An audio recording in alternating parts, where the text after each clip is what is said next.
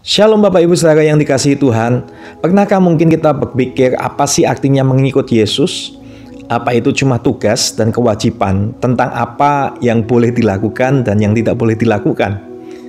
Nah, terkadang cara kita memandang kehidupan kekristenan ini bisa jadi hambatan buat pertumbuhan iman kita, Bapak Ibu. Ibaratnya mungkin kita punya daftar panjang aktivitas yang harus dilakukan, tapi kita tahu bahwa kita tidak bisa maksimal melakukannya. Jadi kita pun berjuang susah payah untuk mencapai target. Kita tahu bahwa perbuatan baik kita bukanlah syarat untuk diselamatkan dan menerima kasih Allah.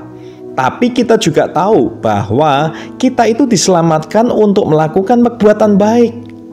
Dan kasih Allah yang memampukan kita untuk mengasihi dan berbuat baik. Nah Bapak Ibu Saudara, dalam upaya kita untuk menemukan titik terang dari pengajaran ini, mudah bagi kita itu terlalu fokus pada satu atau dua kebenaran saja dengan mengorbankan kebenaran yang lainnya. Akhirnya kita pun jatuh pada sudut pandang yang ekstrim yang membuat perjalanan kita mengikut Yesus itu jauh dari yang namanya sukacita. Nah, jika kita sulit mengalami sukacita dengan Tuhan saat ini, mungkin itu karena kita mempercayai beberapa kesalahpahaman tentang kasih Tuhan. Kesalahpahaman yang pertama adalah hidup orang Kristen itu isinya cuma penderitaan dan gak ada kebahagiaan sama sekali. Tapi kebenarannya Bapak Ibu, Allah itu ingin kita mengalami kebahagiaan sejati yang berasal dari kepuasan di dalamnya. Nah, kita sering diberitahu bahwa penderitaan adalah bagian yang tak terpisahkan dari kehidupan kekristenan, yang jika kita pahami secara parsial akan membuat kita berpikir kalau yang Tuhan mau ialah kita hidup menderita dan tidak boleh bahagia. Tapi kalau kita tahu Alkitab itu tidak berkata demikian Bapak Ibu. Tidak berkata bahwa mengikut Tuhan itu berarti menjalani hidup yang tidak bahagia.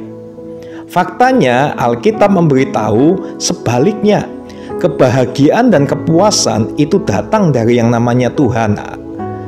Dan Dia memanggil kita untuk bersukacita seperti dalam Filipi 4 ayat yang keempat, dan berpuas di dalam dirinya. Perjanjian Lama mencatat banyak momen perayaan dan sukacita bagi umat Allah. Dan ketika Yesus melayani di bumi, Dia juga bercengkrama dengan anak-anak, lalu makan bersama-sama dengan murid-murid, bahkan diundang juga ke pesta perkawinan. Nah, tapi Bapak Ibu Saudara, si jahat itu mau kita berpikir bahwa penderitaan dan kebahagiaan itu tidak bisa berjalan berdampingan. Dan jika Allah mengizinkan penderitaan, Dia jelas tidak suka dengan kebahagiaan. Kita pun mudah terjebak pada pandangan atau pemahaman bahwa bahagia itu selalu terkait dengan yang namanya kenyamanan, memanjakan diri sendiri, dan hidup yang minim masalah tentang apa yang kita mau, apapun kondisinya. Nah, Allah ingin kita mengerti bahwa Dia itu peduli akan kebahagiaan kita, dan Dia memberikan melalui berbagai macam cara, entah itu dari menikmati ciptaannya, merayakan hari-hari istimewa dengan orang terkasih, atau menemukan kepuasan dari pekerjaan kita. Nah Bapak Ibu Saudara, yang terpenting Allah ingin kita tahu bahwa kebahagiaan datang dari taat padanya. Mazmur 68 ayat 3. Yesus memberitahu kita untuk tetap tinggal di dalam kasih-Nya dan menaati perintah-Nya supaya sukacita kita itu menjadi penuh.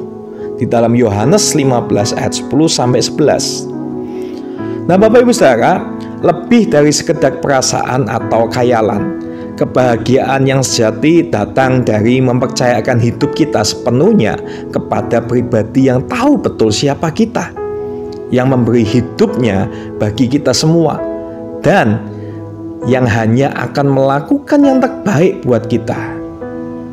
Itulah yang harus kita lakukan Bapak Ibu Saudara. Nah, lalu kesalahpahaman yang kedua adalah segala sesuatu dirancangkan Tuhan untuk mendatangkan kebaikan. Jadi pada akhirnya semua harus berhasil. Tapi kalau kita tahu kebenarannya, tidak semua hal pasti berhasil. Tetapi Allah selalu bekerja di dalam segala sesuatu dan melalui kita untuk kemuliaannya. Beberapa dari kita mungkin punya pemahaman dari sisi ekstrim bahwa jika kita sungguh percaya pada Yesus, Dia akan membantu dan menjadikan semuanya berhasil seturut pikiran kita. Namun gagasan tentang kebaikan versi kita seringkali berbeda dengan versinya Tuhan. Dalam ayat Roma 8 ayat 28 kita mungkin berpikir bahwa mendatangkan kebaikan itu kebaikan yang sesuai dengan yang kita harapkan. Tapi hasilnya ketika keadaan kita tidak membaik, kita meneka-neka apakah Tuhan tidak peduli atau mungkin iman kita kurang besar. Kita terbiasa dengan pemahaman kerja keras pasti sukses, dan kita pun akhirnya menciptakan pemikiran sendiri akan isi Alkitab bahwa ketika Yesus menjanjikan hidup yang penuh itu berarti tentang menerima lebih dan lebih. Nah Bapak Ibu, jika kerangka pikir ini kita pakai, hasilnya kita akan bingung. Apa arti ikut Tuhan kalau enggak membuat kita atau hidup kita itu jadi lebih baik?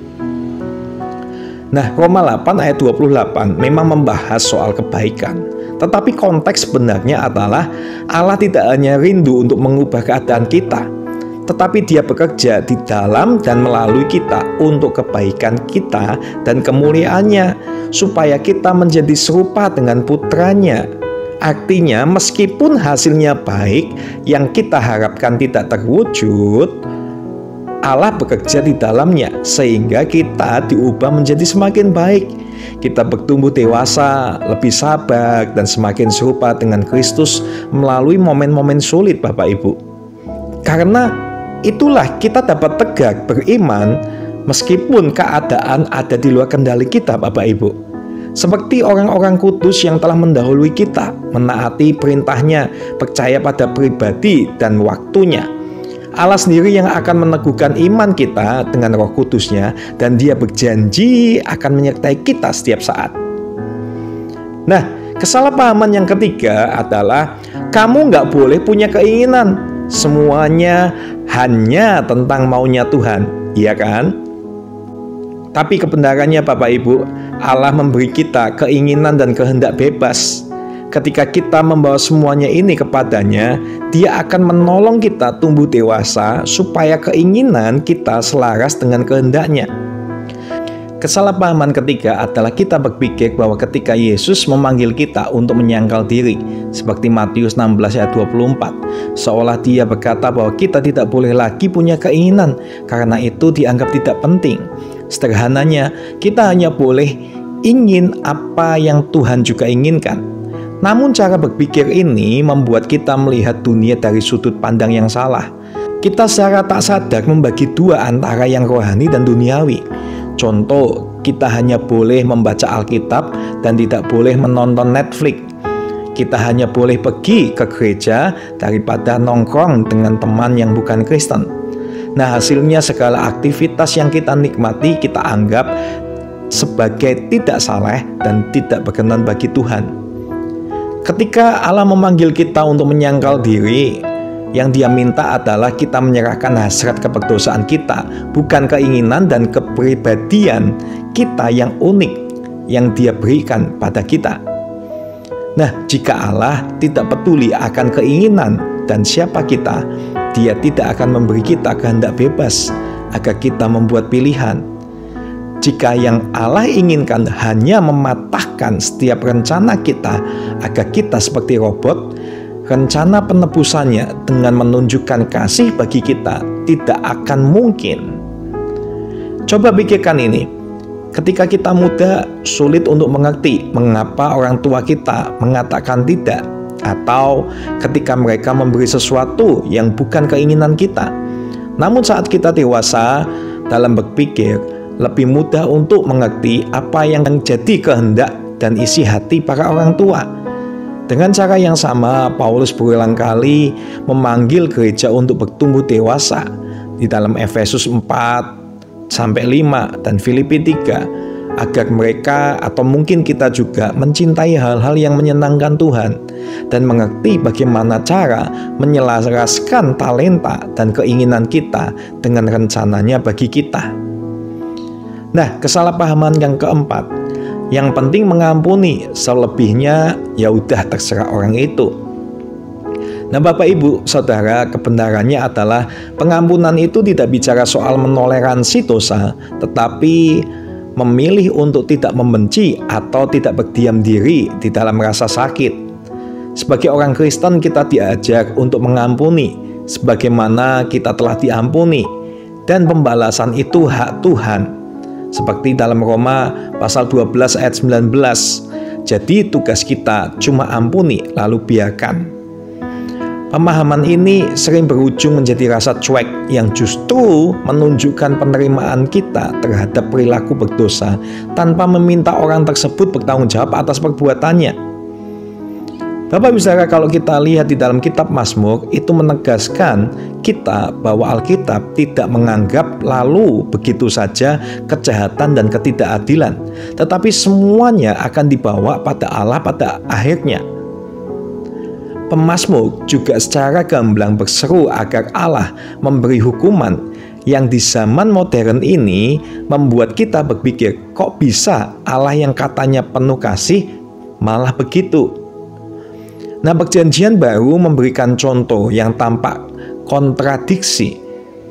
Orang-orang percaya dipanggil untuk saling menegur dan memperbaiki dalam Matius 18 ayat 15-17 dan Lukas 17 ayat 3. Tapi di lain ayat malah dipanggil untuk jangan lagi bergaul dengan pendosa. Di dalam 1 Korintus 5 ayat 9-12 dan 2 Tesalonika 3 ayat 6, juga Titus 3 ayat 10.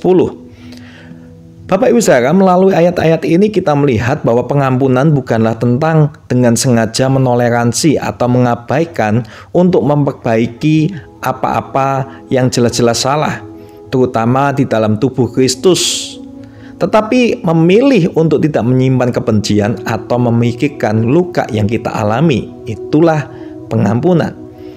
Nah, jangan biarkan pemikiran ekstrim ini mengurangi pemahamanmu tentang kasih Tuhan.